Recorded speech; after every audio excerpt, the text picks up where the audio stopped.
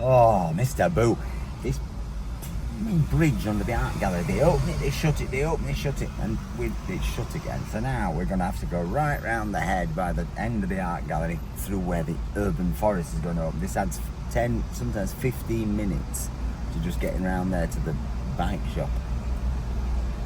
This is August for you. This is the joy of August. Monster traffic, nothing works, nobody could get anywhere.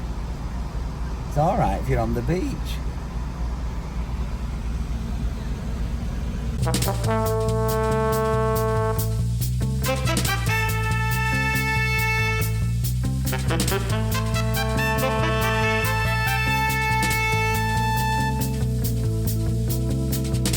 So it's August the 5th and it feels like the whole world has descended on the French Riviera. We passed Nice airport yesterday, or 2 days ago, and I think we stopped counting at 80 private jets.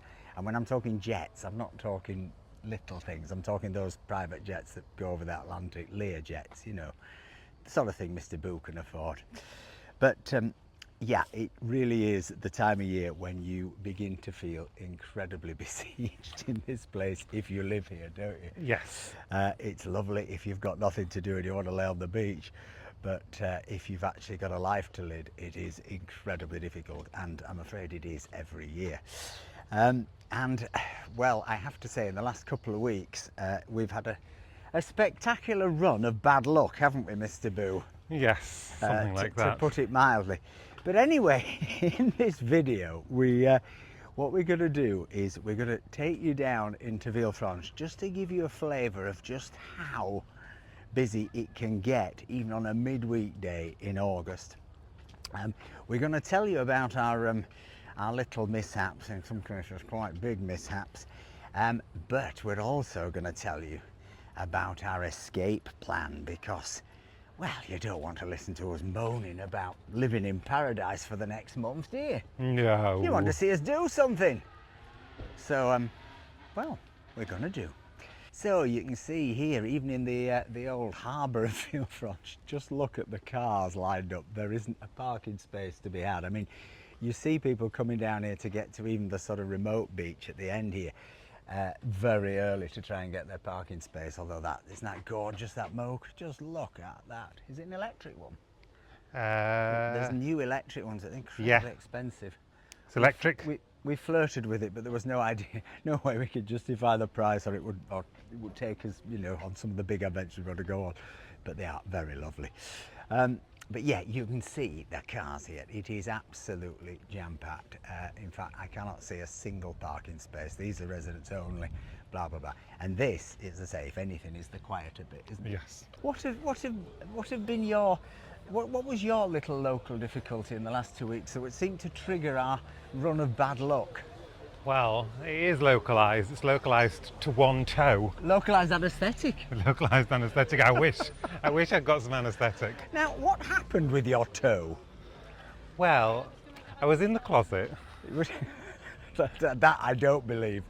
I was in one of the apartments, one of my Airbnbs. One of your that I Airbnb manage. apartment closets, yes. And I went in, put some stuff away, and magically a guest had managed to put a set of weights, like muscular weights. You mean like dumbbells? Like dumbbells, into the cupboard. Yeah. And as I opened the door, one of the dumbbells fell directly onto my little toe on my right foot. Your little one? Yeah. Now, we are laughing about this. It swelled up like a very ill barrage balloon, didn't it? Very ill, yes. Have you got a picture of it? Yes, insert picture here. Look away now if you are squeamish. Or toephobic. And what impact did this have on your working life? Well, it's been great because it's like the busiest time of the year. And, you know, it's like, okay, rest, ice it, elevate it, which can't really do. I was serving you with hand and foot, wasn't I? Just looking after you and that. Yeah, maybe you poured me a glass of wine. I'm Yeah. not sure. I think I've been on my feet ever since. And But really, you had to carry on like Hopalong Cassidy, getting on with managing all your Airbnbs, because these things always happen at the busiest time of year. And you can't stop. I And can't stop. it happens to us every year. It is unbelievable that the busier you get, the more mistakes you make, and the more, you know, things that go wrong. So that started you on our tale of illness. We then had my self-inflicted wound of getting my tooth done. Oh yes. Which, you know, actually in the grand scheme of things was a couple of days, in fact 1 day of real pain, and then like a week of just maybe a bit awkward. It felt longer to me. Thankfully I didn't complain a lot because I'm stoical like that. I'm a stoic, a natural stoic. But in terms of how that's progressing, it's all fine. That one of the stitches still hasn't come out, but I'm not tugging on it.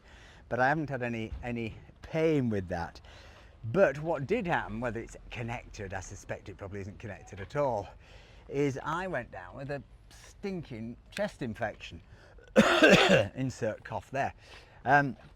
Which started off, I just thought it was possibly picked up from the aircon, because this is the other problem. It's so hot, of course, that you've got to have the aircon on all the time. We've only got a little old portable thing. You know, I thought I'd got Legionnaire's disease. But again, not like you to complain ever about these kind of things. So I thought it was that. I thought it was just, you know, what they call in the profession air conditioning sore throat.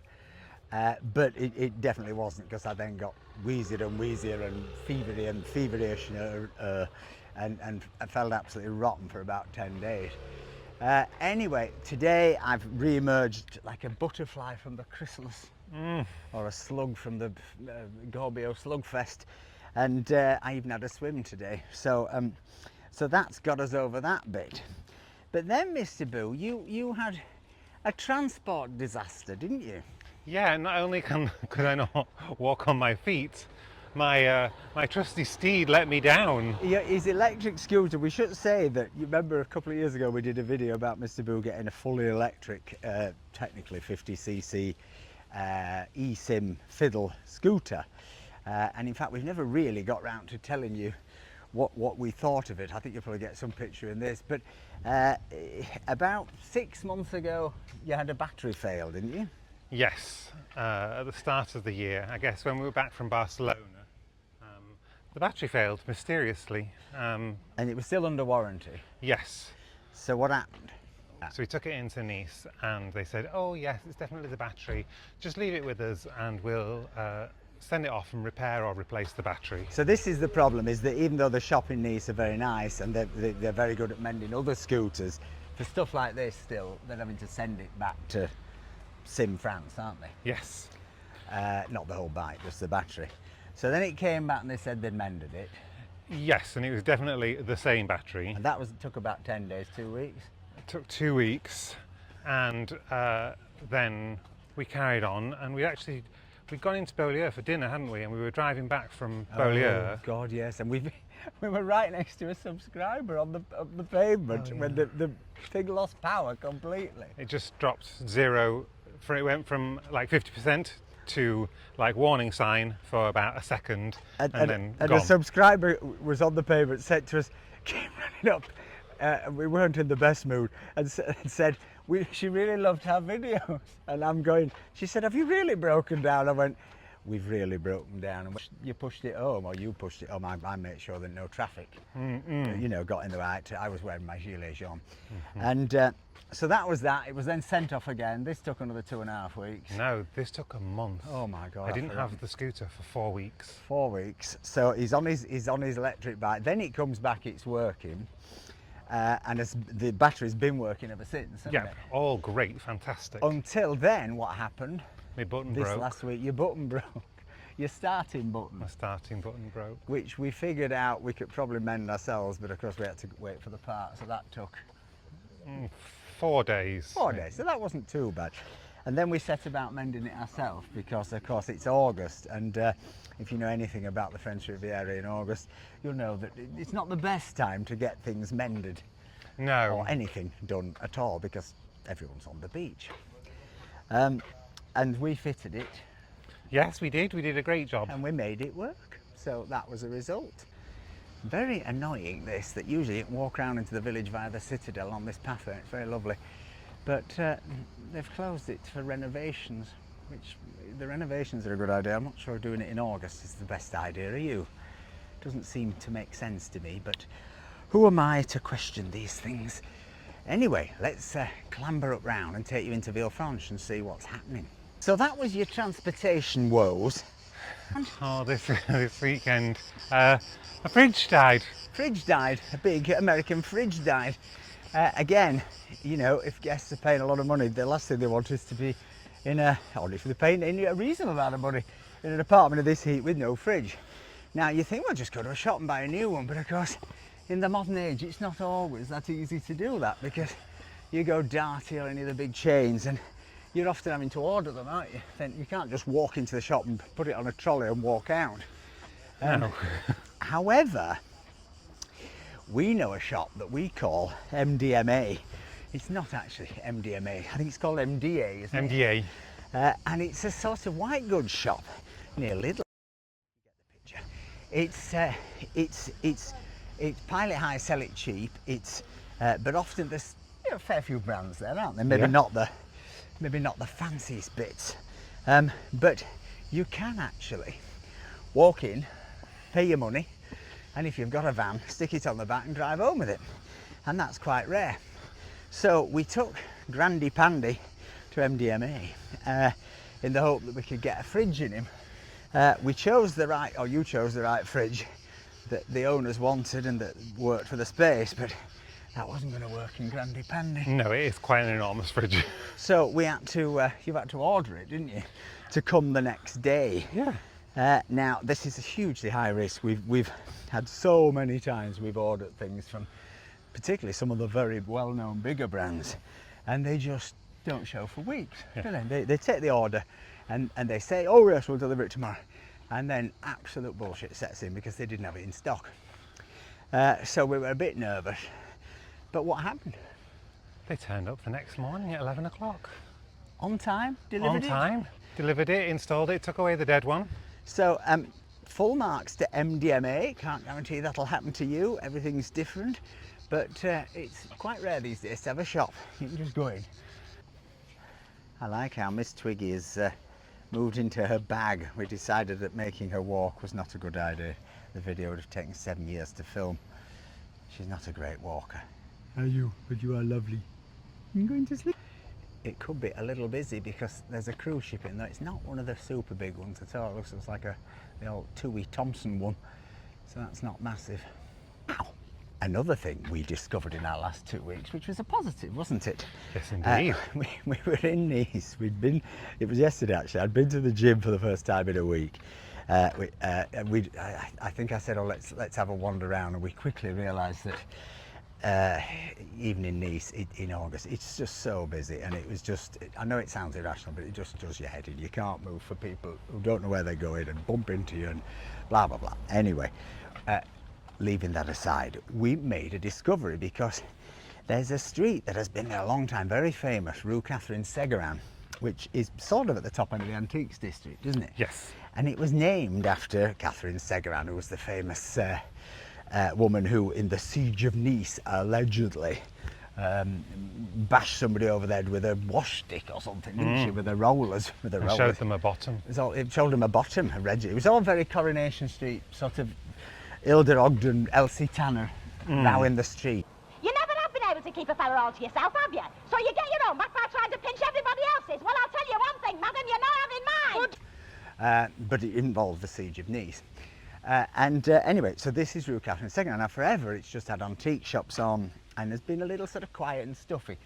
Well, a couple of years ago, they opened a sort of hotel down there.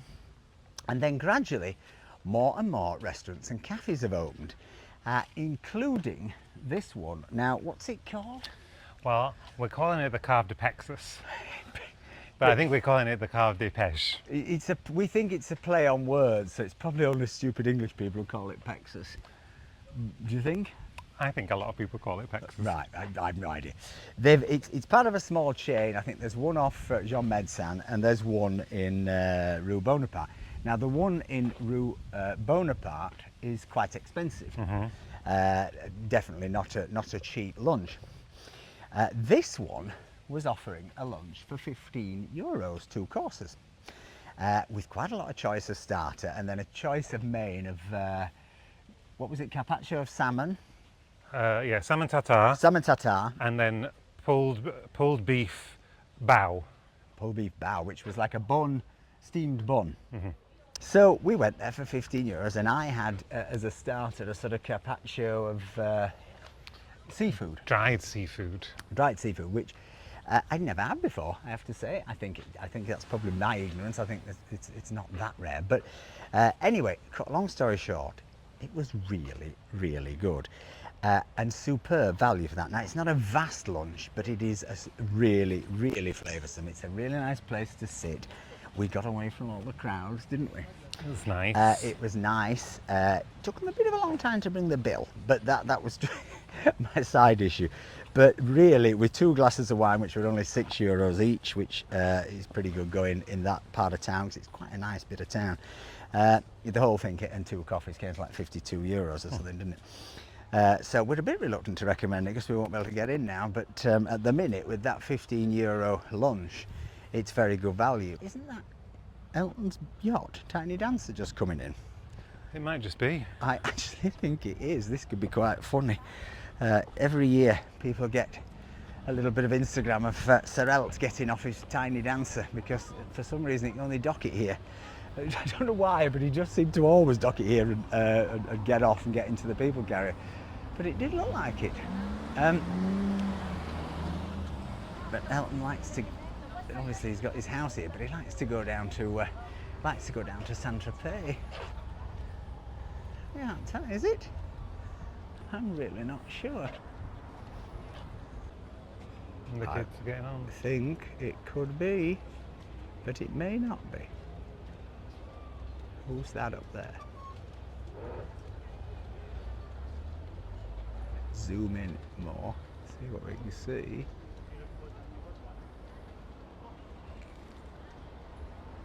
I don't think that's the name of the yacht, is it? I don't know. Oh, we're so nosy. We're such rubberneckers. This video will resume in a second when we decide whether this is Elton John or not. There's certainly kids on the top, aren't there? And 2 of them. Do you think? I just can't see whether it says Tiny Dancer. I don't think it does. So, Mr. Boo, you've just been on Yacht Finder. What did you discover? It was Hercules. It's their little boat. That's his middle name, it's isn't not it? Tiny Dancer then. They had a Tiny Dancer one. They had a Tiny Dancer before. And this is the bigger one. Yeah. I thought the 2 kids were Elton's. Yeah. But I don't know whether Elton had already got on or he's not going out to play today. But he certainly went out to play the other. He's probably tired, resting up, having a game of bowls at the Like fort. Twiggy. Like Twiggy. Well, there you go, Twiggy. You've just seen... it was Mr. Furnish got on first, Yeah. I think, definitely. Well, there you go. There they go out to sea. You see, you're getting it all on this channel. Celebrity, moaning about Mr. Boo's big toe, Twiggy in a basket. It's just heaven on a stick. But you see, I did say the whole world comes to the French Riviera, and there they are. So you see the back streets of Villefranche. Quite busy, given it's the middle of the day. But it's nothing compared to the beach up ahead. Oh my God. Which is populated, I think we should say, populated.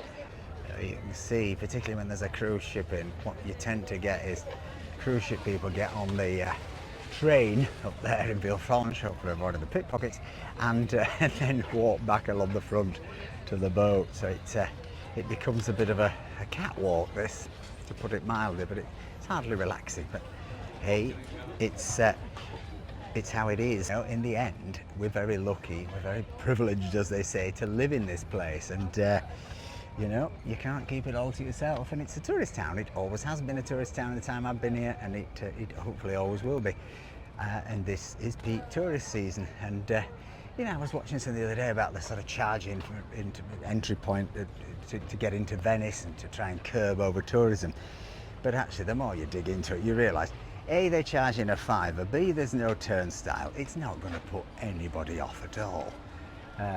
you know, I don't know what you'd have to charge to actually restrict numbers going into somewhere, but it's certainly not €5, is it? No. It's really not going to make an ounce of difference. If people want to be somewhere, they'll go there. And as I say, the queue to get onto the beach, this is the queue to get into the beach car park, which is the only place down here you can park, and even then it may well be complete. There is a sort of secret road up there you can park on for free, but that will be long filled, I would think, by them who know. But you know, anybody who's ever been to Sands End near Whitby, I remember going as a kid, and this was the story. The minute it was sunny, the queue to get to Sands End was so long that you'd go for your day out, and most of it would be spent in a traffic jam getting to the beach and a traffic jam getting away from the beach. Now, I'm not saying it's quite that bad here, but it's not good. And you'll see when we get to the beach just how busy it is. Do you fancy that? That is really insane. And this is a midweek day, imagine weekend. I mean, you know, people talk about Benidorm and all the rest of it. It's a very beautiful place, but that is still to me a supremely overcrowded beach. Quite a queue for the European Superloo. So that has hopefully given you a glimpse of what this place is like in season. Honestly, come the last week in August, first week in September, it will be just lovely again. It won't be quiet, but it'll change again. But listen, you pay your money, you take your chance. The kids seem to be really happy. I think they like being amongst these big crowds. To me, there's little point going to a beach and sitting amongst all those people, but that's just me. Anyway, our escape plan. Well, what we would love to do is get in Grandy Pandy with the roof tent on the roof and go up into the mountains, go to a campsite, wouldn't we? That'd just be nice. Drive off. But the reality is, we've tried this in other years, is you cannot escape, because you try and go up into the mountains, you try and drive along the coast, the traffic is absolutely horrendous. You can't get anywhere. You then arrive at a said campsite, and of course the campsite is full because, quite rightly, families are there, kids are on holiday, with all that brings. So it's hardly a restful, peaceful experience. You want to use the campsite pool, it's absolutely rammed. You're sort of back where you started, but you're staying in a tent. So we've tried over many years to figure a way to sort of escape this madness, and we never have really figured it. However, this year, we did at least remember it would happen, because I promise you, some years we just go, oh, I can't wait for summer, and completely forget what summer's really like here. But anyway, this year we did remember, didn't we? We did. So at the end of June, in a monster heat wave, we decided to get away and shoot you a 4-part mini-series in the Grandy Pandy, in the roof tent. And we decided to go to a place we'd always wanted to go to, which is well known as the Grand Canyon of France, which is the Gorge de Verdun. And it is absolutely stunning, and we've got an awful lot to show you. But also, along the way, Mr. Boo decided, what did you decide? Let's try a different campsite.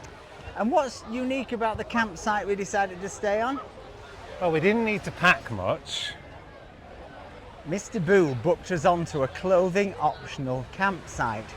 So yes, ladies and gentlemen, we go nude camping. In next week's episode, we will be going for the first time to a nudist campsite.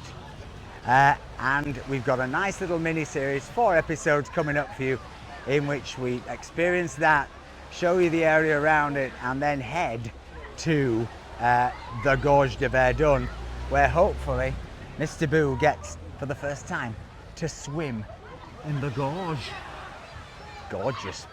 Anyway, that's the news, that's what we've got coming up, and this has been a picture of what Villefranche is like in August. We'll give you another one in September. It's quite different. If you've enjoyed this video, please give us a like, please give us a comment, please think about buying us a coffee. Really, really does help support these videos and this trip coming up. But most of all, folks, remember, stay charged. Bye. Bye.